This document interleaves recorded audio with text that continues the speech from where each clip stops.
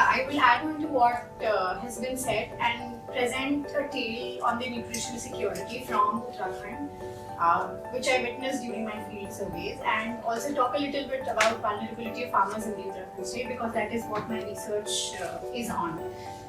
So, despite the success, the claimed success, quote unquote, of the Green Revolution 1.0, I have termed it Green Revolution 1.0 because I talk about the new revolution that we are now entering, or the government wants us to enter in. And the health outcomes have not been improved. That is what I could conclude from the presentation that was just made before, and also many other presentations that have been made.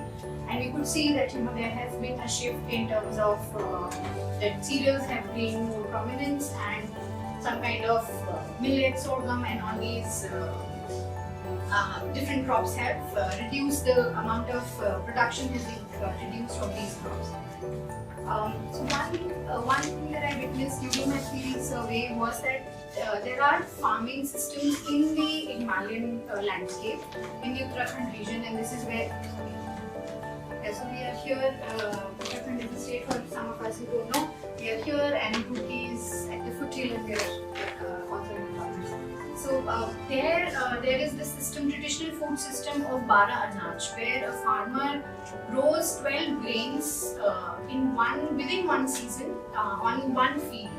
So it's about spreading different types of seed, combining grains, cereals, and different sometimes also vegetables and pulses together, and grow to a maximum of 12 crops on the same field. And this, the farmer told, has I've not looked into the scientific details of it, whether it actually enhances the yield or not, but it did, because my questions were coming from climate protection. It did tell, he shared this with me, that it was protecting him from some of the climate vagaries that the farmers in the region have been experiencing.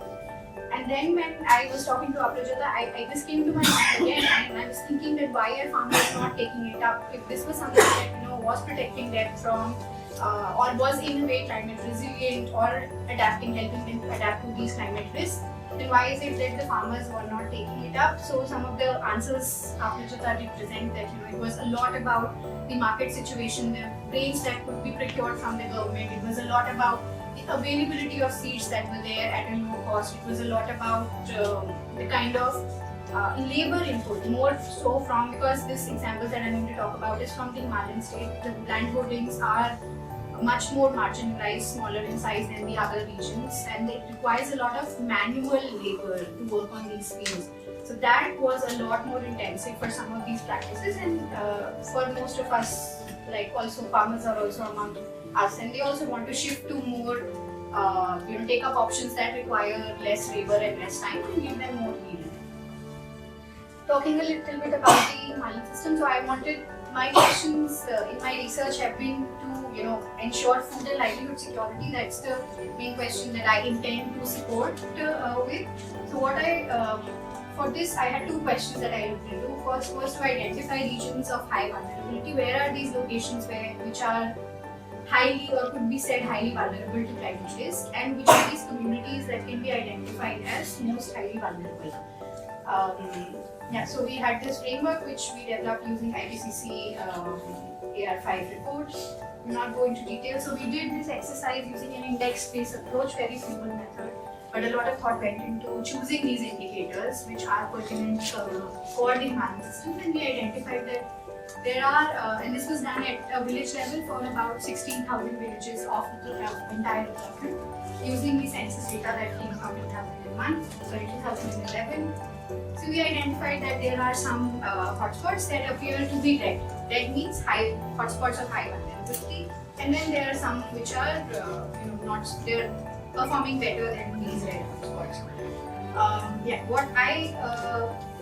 What I had in mind that let's go to these hotspots, and we will probably identify similar kinds of problems that all of these red hotspots are experiencing, and one could give up simple solutions or one type of solutions for these kind of problems. But that kind kind of change. These are some of the field sites where we work on. What we identified from our field work was, and also using the typology approach that I think Claire also spoke about, we identified that they're not within these hotspots that are usually identified or taken as as being vulnerable, and interventions are coming directly for these kind of regions. But there's a lot of diversity within these high hotspots, and there are different types of farmers living in these hotspots, and they have different kind of adaptation needs, and they have different kind of coping mechanisms or response mechanisms to climate risks that are being that they are experiencing right now. So the type 1 farmer, so they are arranged in terms of the resource endowment that they have. There is a bit of overlap. There was not clear categorization, but still we could identify 5 types here. The type 1, which are highly endowed research farmers, they are kind of stepping out of the agriculture and doing something which they perceive to be giving more income than the agriculture practices. So they're moving to let's say new shops, going into and having land in the marketplaces where they can have access to some other alternative income source, but which is giving them more income than the agriculture practices. And some are dropping out also. So not everybody in these regions are really engaged or wanting to do a lot of agriculture. There's a lot of migration that is happening, and a lot of it is coming from different regions. And I've listed down some of these strategies also, and I can talk about these in detail. Was the second question and some of the answers that we had. And what then we went on to look into is that so we are trying to develop or recommend resilient solutions. So what we identified from the previous slides, or what I concluded, was that there was a lot of heterogeneity that exists in these farming communities, and there is a need to focus probably on the farmers themselves, instead of having a production outlook or having a yield outlook or having some kind of other entry point, consumption entry point, but rather focus on farmers, what they need. I think that is what could help us with a lot of upscaling problems. So what we did was we looked at some of these climate change and climate related policy documents pertaining to climate change adaptation and some of the adaptation literature review. What we found that a lot of these policy documents are predominantly focusing on the production aspect of it, that increasing the yield, having subsidies, having more yield per acre. I just very beyond 1 minute. And then adaptation literature, where it's talking a lot about access, making it localized, having farmers in place. So there was a bit of mismatch. This is not, this is just a schematic of what we present, what we got.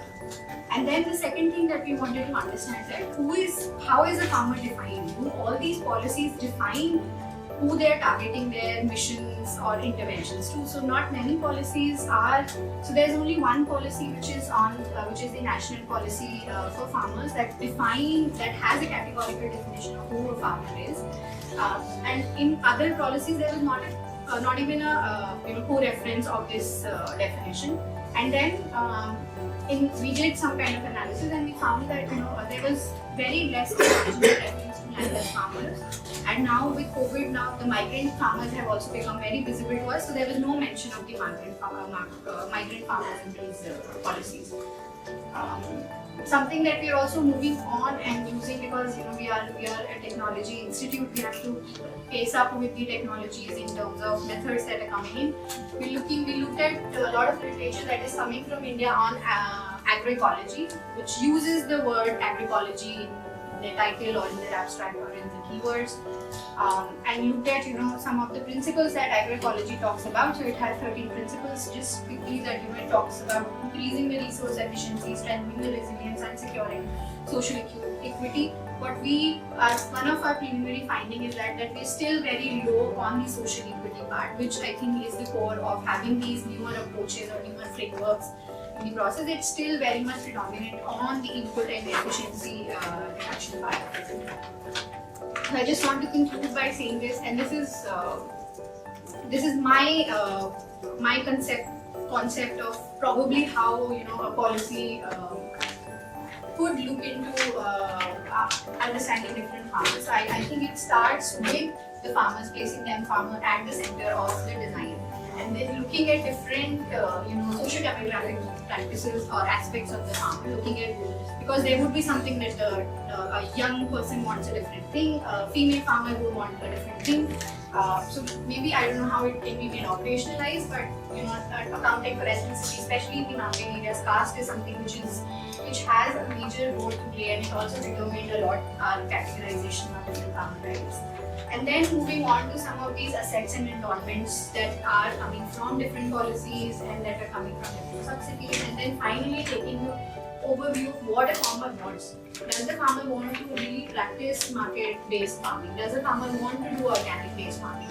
Or it's okay to just sustain or have food production for, a lot of these urban growers, they just want to have food sufficiency for their own houses. So is it that something that we're addressing? And all this together creates the diversity in the farmers that we want to finally address.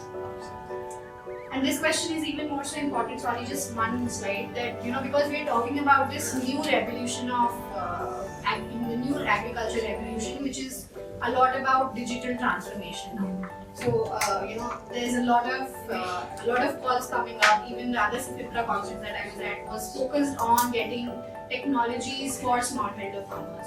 So how do we factor in, or how do we address some of those diversity factors in these new revolution space that we might enter in? Long live India and France friendship.